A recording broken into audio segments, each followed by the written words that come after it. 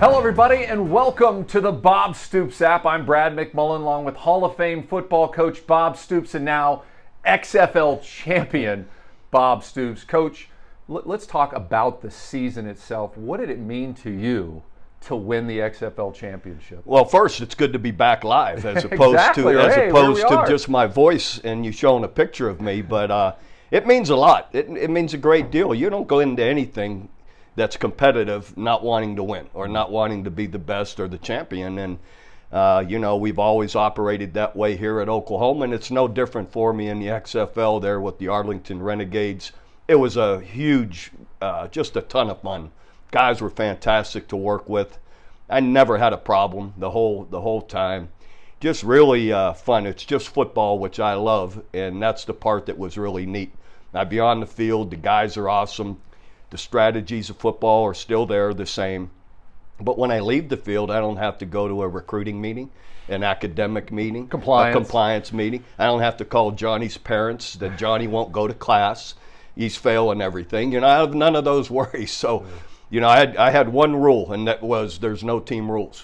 So you just be a good guy, do your job, and everything's great. And if you don't, then we'll make a change. And it was really that simple. For some of my friends that are in the media that cover sports, they say this is the best coaching job you've ever done because they felt like you had bad cards in a poker game if you looked at top to bottom of your team, but you got them together, you brought in new pieces, you made things work, and you won a championship. Yeah, our player personnel director, Rick Mueller, did an awesome job. As the season progressed, whether it be injuries and whatnot, we got better by the people we brought in. We lose our quarterback, Drew Plitt, to an ACL tear, and we bring in a guy who's being released from the Vegas team, Luis Perez. And he was really the spark that ignited everything. And then our coaches working with him, Coach Jonathan Hayes and Chuck Long, the coordinators, and the rest of the guys got better as the year went along with what Luis could do. So we just got hot at the right time. And I wish we had 8 more games to play because of the way we're playing. But we'll bring the majority, or if not all of those guys back for next year. And then hopefully we could start better next year to begin with. And what a great story in Luis Perez, where pretty much told not to dress out for Vegas. He's done in Vegas. This is a guy who didn't start for his high school varsity football team, and now he's an XFL champion. And another backstory to Luis, he taught himself to play quarterback on YouTube. So how about that? And he is truly a really good football player, got a great arm, a really smart player, gets the ball out quick when he sees what's available. So he's a quality guy, a great person. So we're excited to keep working with them. All right, your coaching staff, this was like you hopped in the DeLorean and went back to the future. Chuck Long, Hayes, all these guys coming back. What was it like to go over game film and talk personnel and coach a football game with your friends? Yeah, it's great. And even the other guys on the staff, some of them I've worked with before. And then Jay Hayes and Tim Lewis, the defensive co-coordinators, did an awesome job.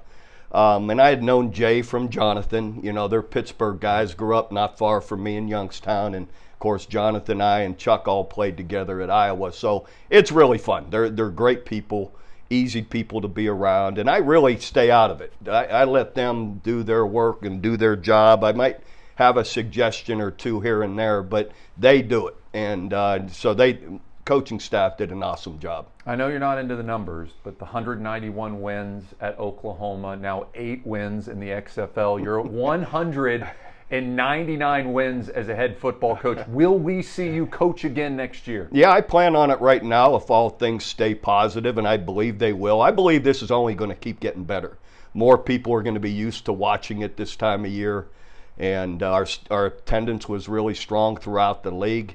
Our viewership, we had over 1.5 million people watch the championship game. So that tells you there's an interest there. And again, the more familiar people get with it, I believe it's going to keep growing and being, just accepted more and more. So right now, that's what I intend to do. Yeah, you actually had 1.8 million at the peak of the championship game until you scored that other touchdown to go up by a couple of scores, and then they're like, all right, we're checking out the NBA or something else. That's got to be so exciting to see that the ratings actually improved as the season went on. And again, I think people start to become more familiar with it the more they see it. and they realize it's still quality, good football, and football they're used to watching. Even though the extra points are different, it's still a play, it's still football. Same thing, the kickoff's a little different, but I think it's exciting because there's more returned. Our return rate's like 95%, and it's probably 50% in the other leagues. So point being, there's a lot of action. It's fun to watch, and I believe, again, it's only going to keep growing. Yeah, I had a chance Easter weekend to go watch this guy on the road. It was so much fun. I mean, the game is fun to watch in person and on TV. Absolutely, and again, the attendance at that game was good, and again, it's just going to keep growing. I believe in a positive way. Yeah, some great stuff. All right, you joined a list. I know you don't like to hear this, but a list of only 5 coaches that have won a college national championship and a professional championship in football. Pete Carroll, Jimmy Johnson, Barry Switzer, Paul Brown, and now Bob Stoops on that list. Well, mine's a little bit different than theirs, so I'm not gonna.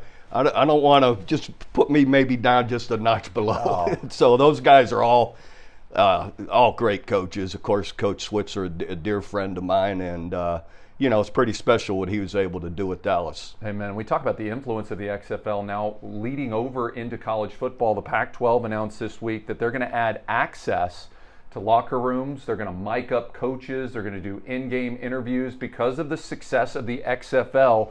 What are your thoughts on some of these neat things? I know it's great for the fans, but it's got to be weary as a coach to have a mic on you during a game. Absolutely.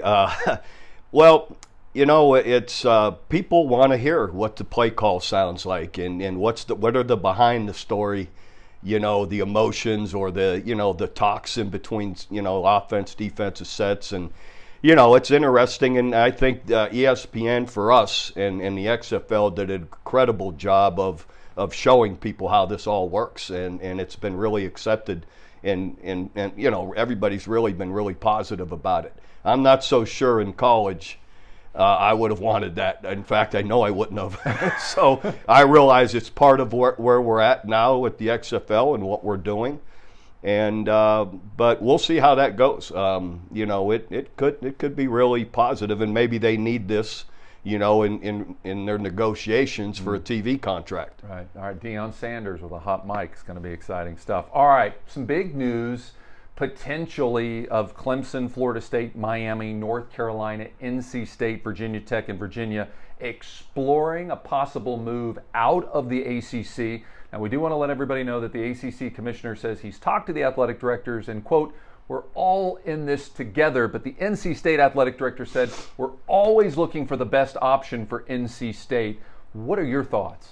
Yeah, it's not surprising. I believe when all these different TV contracts are coming up and they're not getting the money they thought they were going to get, and now, and what if 2 of them leave? Say Florida State and Clemson take off. What's that going to do for their TV contracts? Probably not very positive. Or Miami. So whatever, it's not surprising, and these universities, presidents, ADs, they need to do their due diligence for their university.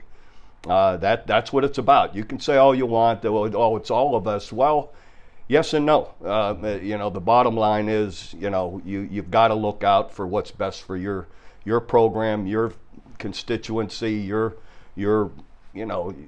program is what matters, and that's their job to look after it. And we've talked about it before. You've got the resources that come with joining a major conference like the SEC and the Big Ten, but you also look at the product on the field.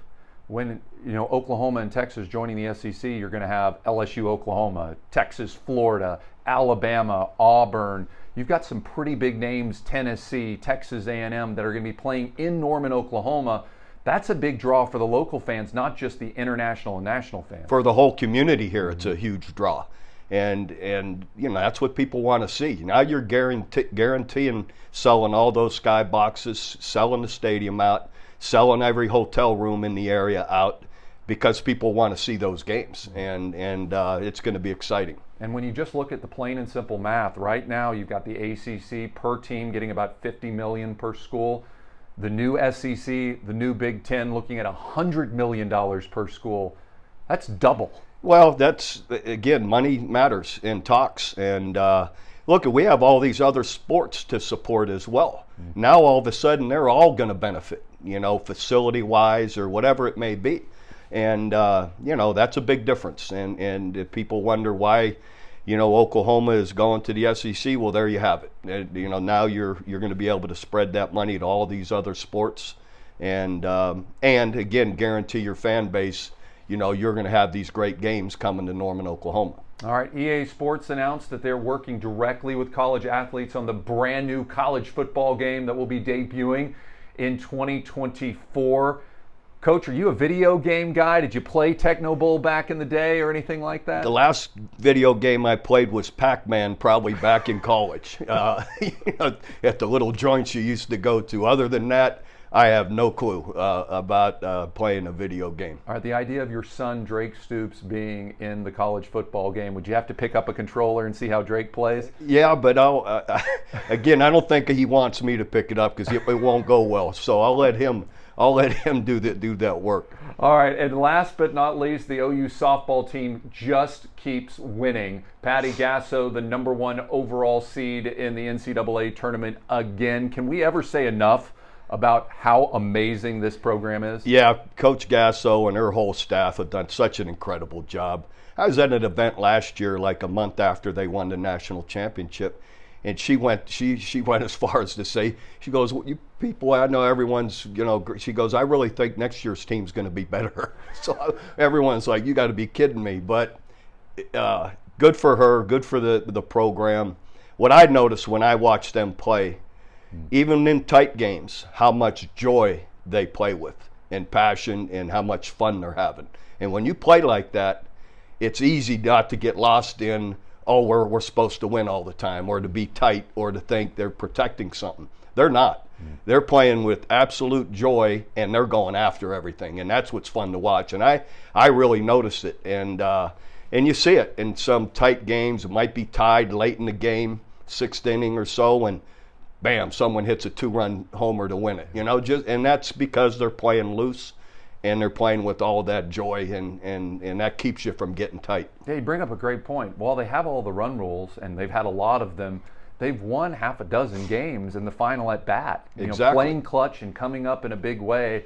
I had a chance to see them in person against Texas, and the whole game, Texas was winning. And then that last inning, it's like, right. Here's Oklahoma. Again, that's that excitement. They love to play.